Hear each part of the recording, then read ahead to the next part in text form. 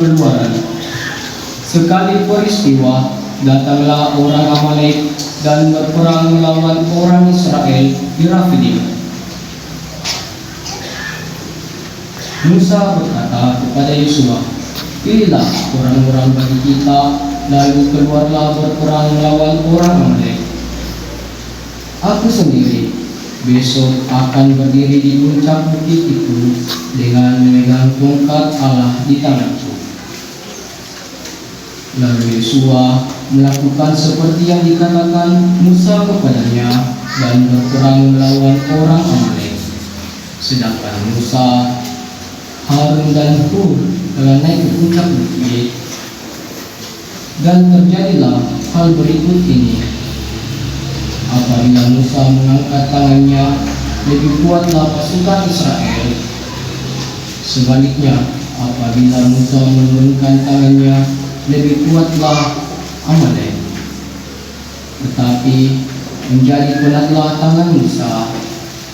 Maka Harun dan Hur mengambil sebuah batu, meletakkanlah di belakang Musa, supaya ia duduk di atasnya. Lalu Harun dan Hur menentang kedua belah tangan Musa, seorang di sisi yang satu, seorang di sisi yang lain, sehingga tangan Musa tidak bergerak sampai matahari terbenam. Demikianlah Yosua mengalahkan Amalek dan rakyatnya dengan mata pedang. Demikianlah sabda Tuhan. Syukur pada Allah.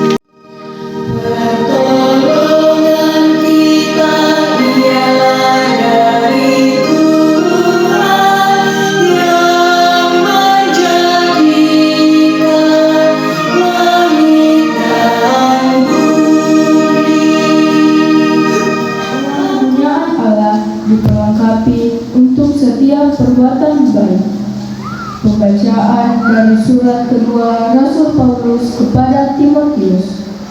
Saudaraku terkasih, hendaklah engkau tetap berpegang pada kebenaran yang telah engkau terima dan engkau yakini, dengan selalu mengingat orang yang telah mengajarkannya kepadamu. Ingatlah juga bahwa dari kecil engkau sudah mengenal kitab suci yang dapat memberi hikmat kepadamu dan menuntun engkau kepada keselamatan oleh iman akan Kristus Yesus. Segala tulisan yang diilhamkan Allah memang bermanfaat untuk mengajar, untuk menyatakan kesalahan, untuk memperbaiki kelakuan, dan untuk mendidik orang dalam kebenaran. Dengan demikian, orang-orang kepunyaan Allah diperlengkapi untuk setiap perbuatan baik di hadapan Allah dan di hadapan Kristus Yesus yang akan menghakimi orang yang hidup dan yang mati. Aku berpesan dengan sungguh-sungguh kepadamu demi pernyataannya dan demi kerajaannya. Wartakanlah sabda Allah, siap sedialah selalu, baik atau tidak waktunya. Nyatakanlah apa yang salah, tegur dan nasihatilah dengan segala kesabaran dan pengajaran. Demikianlah sabda Tuhan. Syukur kepada Allah.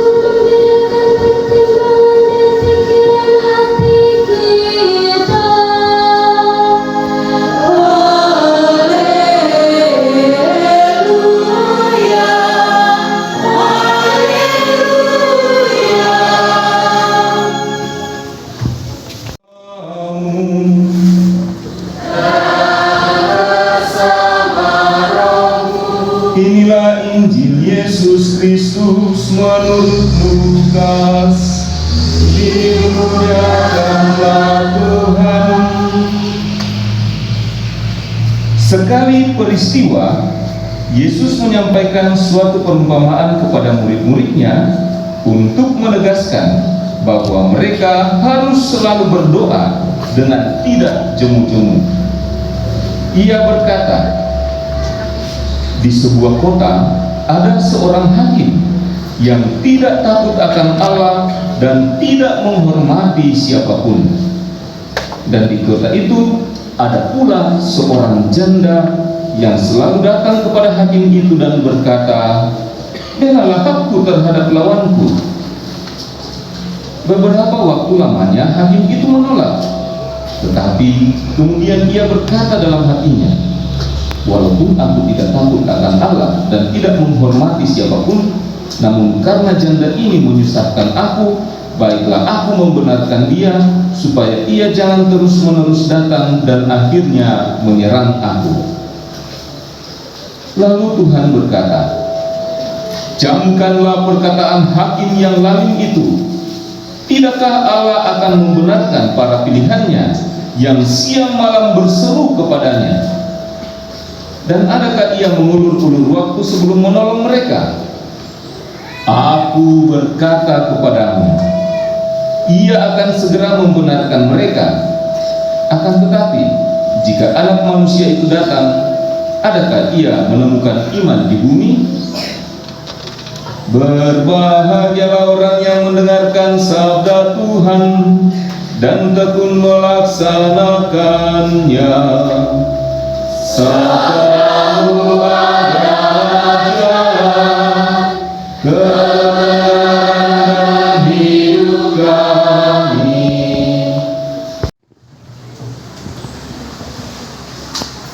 Bapak Ibu saudara-saudari, rekan muda, adik-adik sekalian sekami, Salam.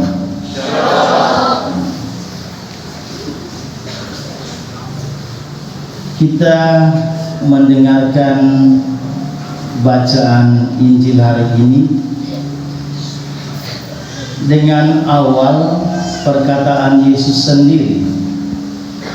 Yesus menyampaikan suatu perumpamaan kepada murid-muridnya untuk menegaskan bahwa mereka harus selalu berdoa dengan tidak jemu-jemu.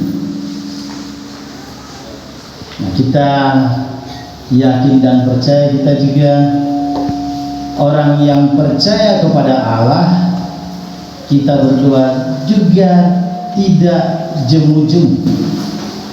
Bahkan saking tidak jemu-jemunya, ada yang juga memasang weker di HP-nya. Pada jam-jam tertentu HP itu akan berbunyi. Misalnya pada jam 6 sore, asik-asik cerita tiba-tiba bunyi.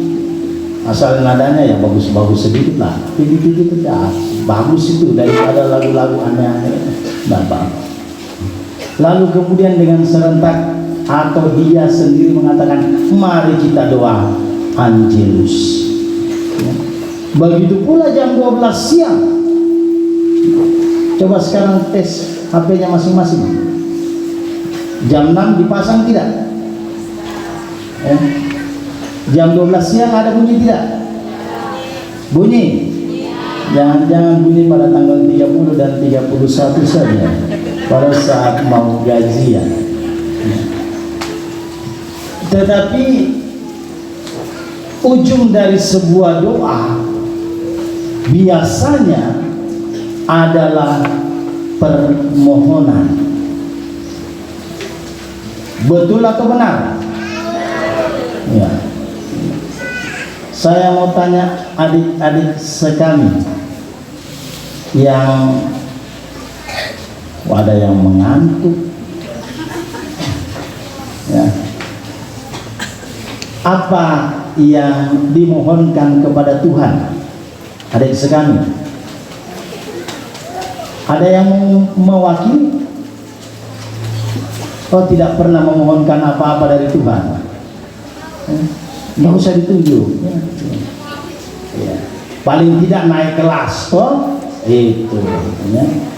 Kalau orang muda, mana orang muda yang dimohonkan? Ada orang muda? Harusnya pakai wireless ini, ya, supaya dia omong sedikit. Ya, kan? Nah, orang muda paling tidak jodoh lah. Ya, yang belum punya jodoh banyak-banyak berdoa supaya Tuhan kasih jodoh cepat. Ya. Lalu kalau bapak-bapak apa doanya? Mohon apa? Kak Agus doanya apa Kak Agus? Hah? Oh, sehat selalu. Ya memang saya juga. Ya Kak Agus doakan saya ya, supaya sehat selalu ya.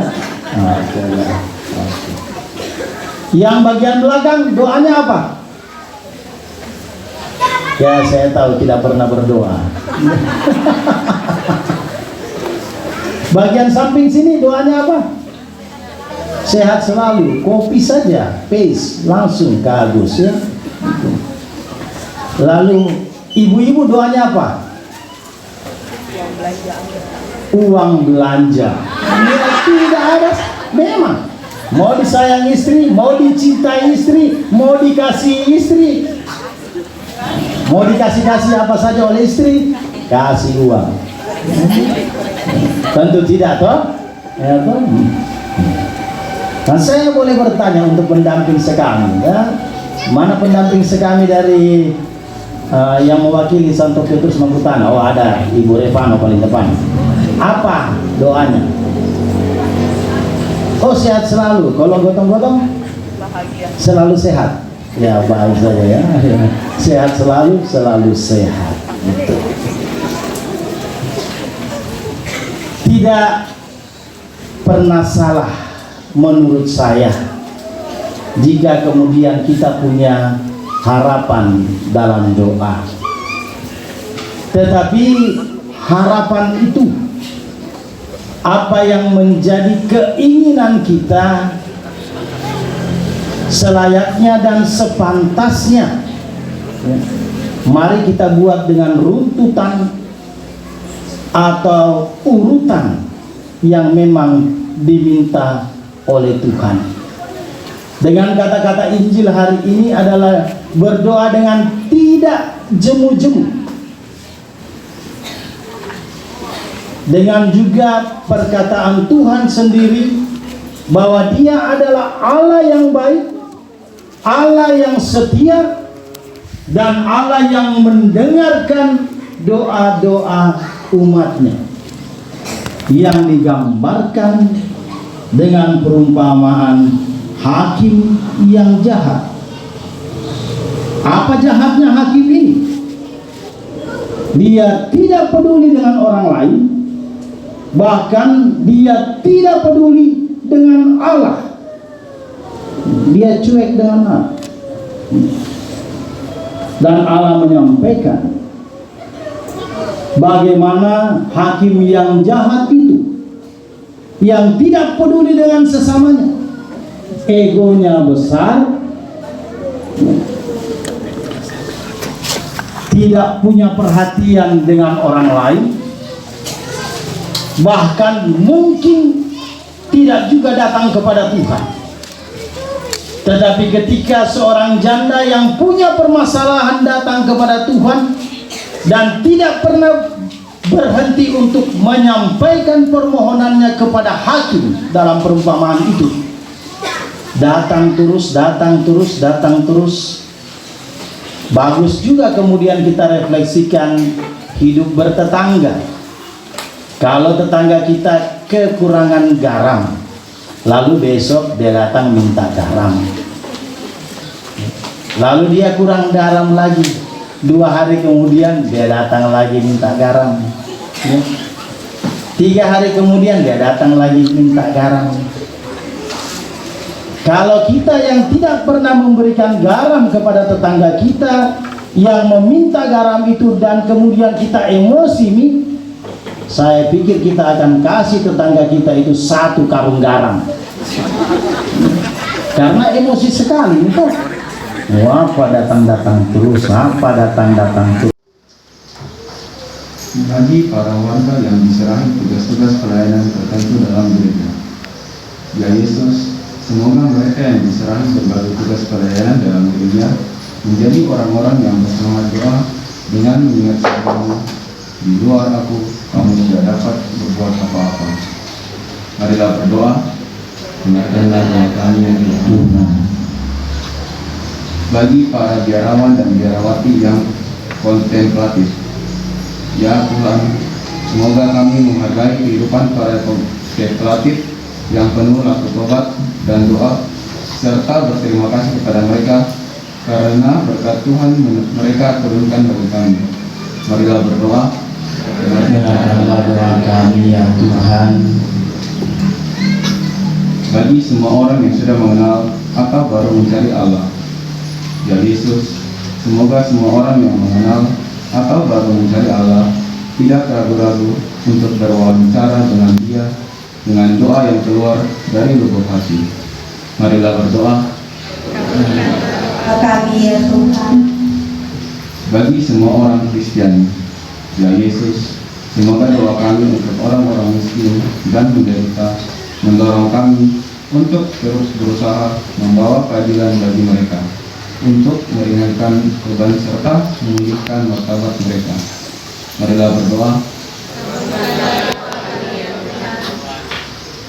Bagi semua yang berkumpul di tempat ini, ya Yesus, semoga kami semua belajar memohon dengan tidak jemu-jemu, serta segala sesuatu yang baik dan sesuai dengan kehendak Allah.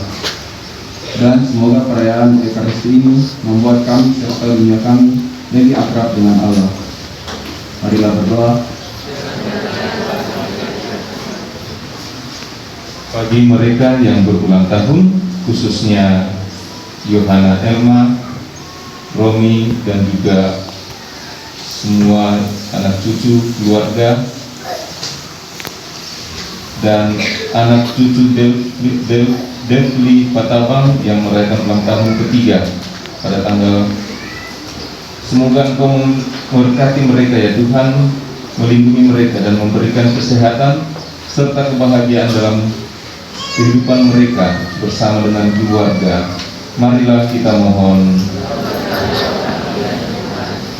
Kita juga berdoa untuk pasangan suami istri Bapak Sony Tunggono dan Anita Rompas yang merayakan ulang tahun perkawinan mereka.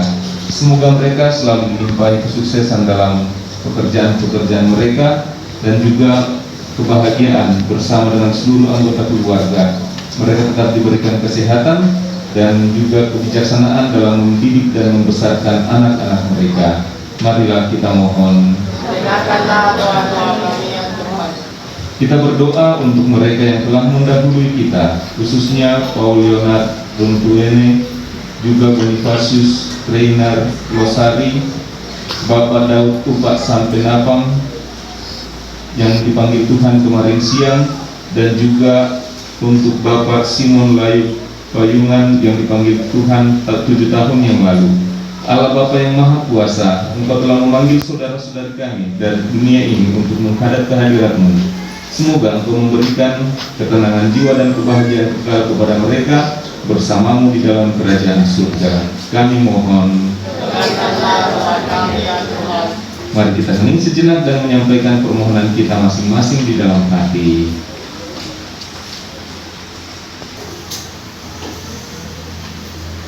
Allah Bapa di surga, dengarkanlah doa permohonan kami. Jadikanlah kami ini umat yang tekun dan rajin berdoa dengan pengantaran Kristus Tuhan dan Juru Selamat kami. Amin.